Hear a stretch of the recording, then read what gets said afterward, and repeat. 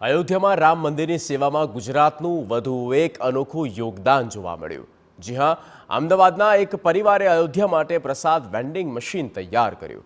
તેમણે 20 જેટલા પ્રસાદના મશીન અયોધ્યાને ભેટમાં આપ્યા। આ મશીન ઓટોમેટિક સિસ્ટમ છે જે સેન્સરના માધ્યમથી ચાલે છે, જ્યાંથી શ્રદ્ધાળુઓ પ્રસાદ લઈ શકે છે।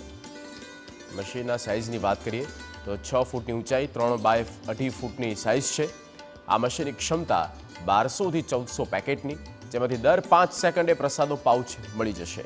મહત્વનું છે કે અયોધ્યાની સેવામાં ગુજરાત તરફથી ધ્વજદંડ, નગારા, અગરબત્તી, પ્રસાદની સાથે વધુ એક પ્રસાદની મશીન ભેટ સ્વરૂપે મોકલાય। અયોધ્યામાં 22 જાન્યુઆરીએ શ્રી રામલલ્લાના મંદિરની પ્રાણ પ્રતિષ્ઠા મહોત્સવ આયોજિત થશે અને ત્યારબાદ ભક્તોનું ઘોડાપૂર એ અયોધ્યા પહોંચશે અને એ ભક્તોને ભગવાનના દર્શન કર્યા બાદ પ્રસાદ સરળતાથી મળી રહે એ માટે અમદાવાદની એક પરિવાર દ્વારા પ્રસાદ વેન્ડિંગ મશીન બનાવવામાં આવ્યા છે અને કુલ 20 મશીન અત્યારે હાલ ત્યાં અયોધ્યામાં રાખી દેવામાં આવ્યા છે। આપ જોઈ રહ્યા છો કે ફૂલી ઓટોમેટિક આ મશીન છે અને એ મશીનમાંથી ભક્તો જ્યારે અહીંયા હાથ રાખશે ત્યારે એમને પ્રસાદ આ પ્રકારનો મળી રહેશે, એ પ્રકારની વ્યવસ્થા કરવામાં આવી છે। ઓટોમેટિક પણ છે કે જ્યાં આ સેન્સર છે, સેન્સરથી આ મશીન કામ કરશે। એ સિવાય અન્ય જે છે એ રીતના પણ કામ કરતું આ મશીન આપને જોવા મળશે, જાણે કે ભગવાન શ્રી રામ સીધા જ એમને પ્રસાદ આપતા હોય એ પ્રકારનું આ મશીન તૈયાર કરવામાં આવ્યું છે અને કુલ 20 મશીન અયોધ્યામાં રાખવામાં આવનાર છે। એ નમસ્તેજી પરિવાર થકી આ મશીન રાખવામાં આવે છે। એમના પ્રતિનિધિ આપણી સાથે છે, એમની સાથે વાતચીત કર્યું। એ શા માટે આ પ્રકારનું એક યોગદાન આપવા માટેનો આપને વિચાર આવ્યો હતો, કેવી રીતના અને મશીન કેવી રીતના કામ કરશે?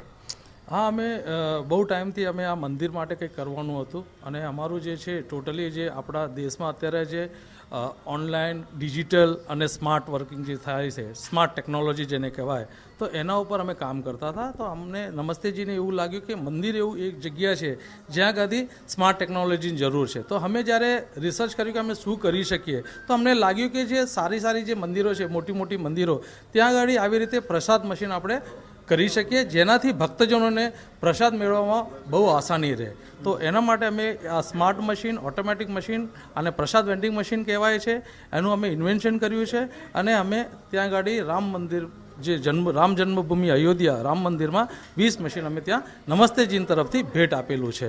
કેવી રીતના કામ કરશે સમગ્ર મશીન અને વિશેષતા શું છે?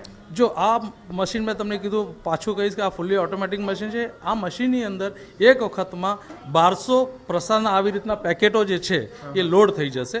પછી એના પછી જ્યારે પણ ભક્તજનો જશે, જ્યારે બહુ ભીડ હોય તો ઓટો મોડ ઉપર આ મશીનને મૂકી શકીએ, જેનાથી દર 5 સેકન્ડે ઓટોમેટિકલી એક પેકેટ બહાર આવશે, નીકળશે।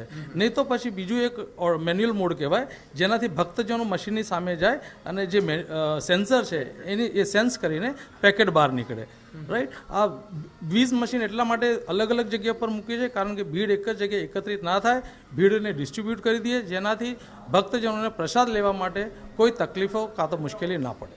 ઓકે, તો જેની જે પ્રકારની વિશેષતા છે એ પ્રકારે રામ મંદિરમાં કેવી રીતના યોગદાન આપી શકાય એ પ્રકારના પ્રયત્ન ભક્તજનો અથવા તો સંસ્થાઓ દ્વારા થતા જોવા મળી રહ્યા છે અને આ જે પરિવાર છે એમની વિશેષતા ટેકનોલોજીમાં છે અને એના જ કારણે એમના દ્વારા આ પ્રકારનું વિશેષ મશીન બનાવવામાં આવ્યું છે, જે દર 5 સેકન્ડે અથવા તો એક મેનેજમેન્ટ પ્રોપર રીતના થઈ શકે, જ્યાં ભક્તો આવે છે એમને સારી રીતના પ્રસાદ મળી શકે એ પ્રકારની વ્યવસ્થા ઊભી કરવામાં આવી છે। 20 મશીન ઓલરેડી રાખી દેવામાં આવ્યા છે અને ભવિષ્યમાં વધારે મશીનની જરૂર પડશે તો આ ઓટોમેટિક પ્રસાદ આપતા 20 અથવા તો વધુ મશીનો જે છે એ પણ ભવિષ્યમાં રાખવામાં આવશે।